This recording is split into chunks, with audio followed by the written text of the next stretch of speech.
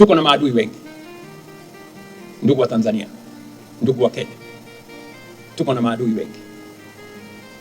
Maadui wetu sio wa Kenya, maadui wetu sio wa Tanzania.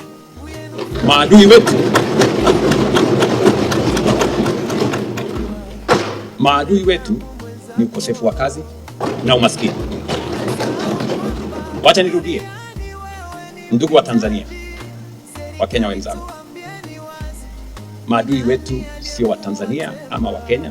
Maadui wetu ni kukosa ajira, umaskini na kukosa maendeleo. William Ruto kuongea haya, mimi nimemuelewa sana kwamba rais, usiwaone maadui zako ni hawa jenzi ambao unawaza kuwatembezea bakola, unawaza kuwapiga risasi kama ulivyofanya tarehe 29 Oktoba, vile ulivyopiga maelfu ya watu risasi, mapipa na mapipa ya damu mkazimwaga bila hatia. Mlichukua nchi kwa namna kidikiteta sana, mambo ya kikatili ambayo kwa mujibu wa katiba na Biblia mnayoapa kwayo na Qur'ani mnayoapa kwayo hairuhusu mambo ya kikatili na ya kinyama kama haya ambayo rais uliyafanya na zaidi unazidi kuyafanya. Mimi William Ruto nimemuelewa, anamaanisha kwamba ni kama anatuma ujumbe kwa rais wetu wa Tanzania kwamba maadui zetu sio hawa jenzi ambao ni kama unajadili kwamba ushindane nao, uwapige risasi, uwateke, uwaue. No, maadui zetu sio wa Tanzania.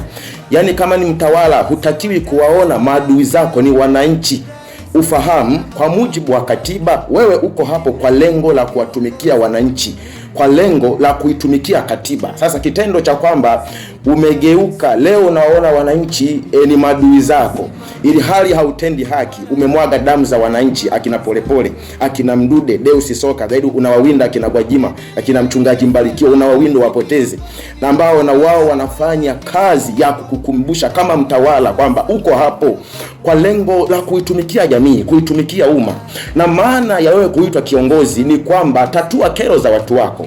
Sasa William Ruto kuongea haya, mimi nimemuelewa sana kwamba rais, usiwaone maadui zako ni hawa jenzi ambao unawaza kuwatembezea bakola, unawaza kuwapiga risasi kama ulivyofanya tarehe 29 Oktoba, vile ulivyopiga maelfu ya watu risasi, mapipa na mapipa ya damu mkazimwaga bila hatia. Mlichukua nchi kwa namna kidikiteta sana, mambo ya kikatili ambayo kwa mujibu wa katiba na Biblia mnayoapa kwayo na Qur'ani mnayoapa kwayo hairuhusu mambo ya kikatili na ya kinyama kama haya ambayo rais uliyafanya na zaidi unazidi kuyafanya. Maandiko haya unafanana nao sana rais uliyepo sasa. Maandiko haya ya Yeremia sura ya 22 mstari wa 15 nasema kwamba, je, utatawala kwa sababu unashindana na watu kwa mierezi? Baba yako je, hakula na kunywa na kufanya hukumu na haki? Hapo ndipo alipofanikiwa. Uwezo ukawatawala watu kwa ubabe. Wananchi hawa wanahitaji utatue kero zao, usikilize maumivu yao, na automatic watakuelewa tu, automatic watakupenda tu. Uwezi ukamtawala mtu kibabe, unamuumiza, alafu unataka kwamba anapokuwa na hoji basi utumie ubabe, umteke, umuue. Nawaambieni, mtamwaga damu za watu, utaua wote, lakini utakuja ufahamu ya kwamba uko hapo kwa lengo la kuwatumikia watu. Wewe sio bosi wetu, wewe ni mtumwa wetu. Hivi vyombo vya dola, hivi polisi, hao wapo kwa yani sisi ndo tumewaajiri sisi, wapo kwa mujibu wa katiba ili watutumikie sisi. Sio hivi ambavyo leo jeshi la polisi limekuwa ni jeshi la uchawa, halilindi tena raia na mali zao, zaidi linatumika, linahusishwa na mambo ya kikatili ya kumwaga damu za wananchi, kuteka watu. Mfano jana Jumatano tarehe 6 mtumishi wa Mungu kule Dar es Salaam amekamatwa na jeshi la polisi, anaishi Kigamboni, anaitwa Paulo au mtu wa haki. Amekamatwa kwa sababu ya kuhubiri, kupinga mabaya kwa mujibu wa Biblia, kuwazuia wanaofanya mabaya, watawala wanaotumia sheria kwa ubabe, kuwaonea watu, kuwagandamiza watu, kuwateka watu, na kwamba hiyo sio maana ya wewe mwanadamu kufanya hayo. Kufanya mabaya kama hayo ni laana, licha kama wewe ni jeshi la polisi, licha kama wewe ni mwanajeshi, licha kama wewe ni rais, ni mkuu wa mkoa. Alimada mnafanya mabaya, hupaswi, haitakiwi, na hauko hapo kwa muktadha huo, kwa lengo la kumuonea umtakaye. Hapana. Sasa William Ruto kikweli mimi nimemuelewa, na tahadhari asishirikiane na rais huyu aliyejaa damu.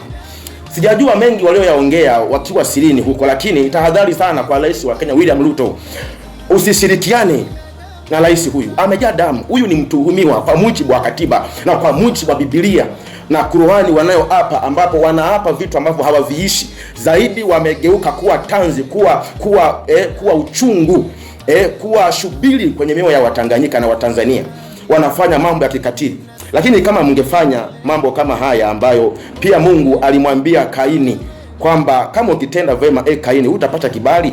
Mwanzo sura ya 4 mstari wa 7 anasema kama ukitenda vema hutapata kibali, usipotenda vyema dhambi iko inakuotea mlangoni, nayo inakutamani wewe, walakini yapasa uishinde. Sasa unaona kwamba huyu rais hata kukiri kwamba alikosea vile alivyoua maelfu ya watu aliowateka kina Polepole mpaka leo haonekani walipo, hataki kukiri, amekaa kimya. Mambo mengi ya kikatili yanatokea kwenye nchi yetu. Deni la taifa, yani namna nyingi za ufisadi zinaendelea, lakini kazibariki na wanaofanya ukatili na unyama ama ufisadi kama huu, unakuta anatamka kwamba wanaoiba aidha rasilimali za taifa, wanaopiga mamilioni na mabilioni ya mali za wananchi watajwe tu ili waone aibu. Yani hapa ni kwamba anawalea mafisadi wenzake, anawalea vikundi fulani vya watu makatili. Lakini ungejifunza kwa Rais Magufuli. Rais Magufuli alikuwa acheki na mtu ambaye hayuko serious kwenye utendaji kazi wake wa kazi. Alikuwa anamwengua na kumtumbua na kumondoa kabisa. Lakini mama amekuwa ni pango la wanyang'anya, anafuga manyoka, anafuga mashetani, yeye mwenyewe ni shetani. Yote katika yote, uko mwisho tunautadhamia wa mamlaka hii ya kishetani ya kizalimu. Uko mwisho. Kama Farao wa Biblia alifika mwisho, naamini hata CCM na rais uliyepo na utawala huu wa damu mtaanguka tu, aishivyo Bwana Mungu wa mbingu na nchi. Yatimizeni yote makufuru yote ambayo waliyatimiza baba zenu wa Biblia, lakini walishia pabaya. Utawala wa damu haujawahi kudumu. Utawala wa giza, ubaya na mabaya hawajawahi kushinda mbele za wema.